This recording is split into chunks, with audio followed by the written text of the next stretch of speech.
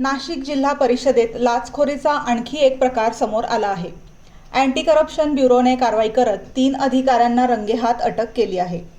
नाशिक जिल्हा परिषदच्या बांधकाम विभागातील इगतपुरी उपविभागात ही कारवाई करण्यात आली। अटक करण्यात आलेल्यांची नावे सतीश दराडे, सागर रावले आणि रवींद्र गायकवाड अशी आहेत।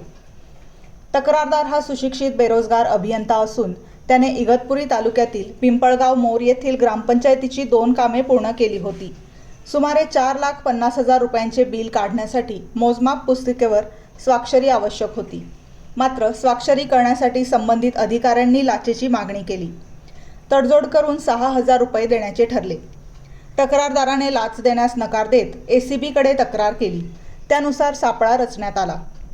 इगतपुरी कार्यालयात पैसे स्वीकारताना एसीबीच्या पथकाने तिघांनाही रंगेहात पकडले। या प्रकरणात लाचेची मागणी, संमती आणि पैसे स्वीकारणे अशा 3 स्तरांवरील अधिकाऱ्यांचा सहभाग असल्याचे समोर आले आहे।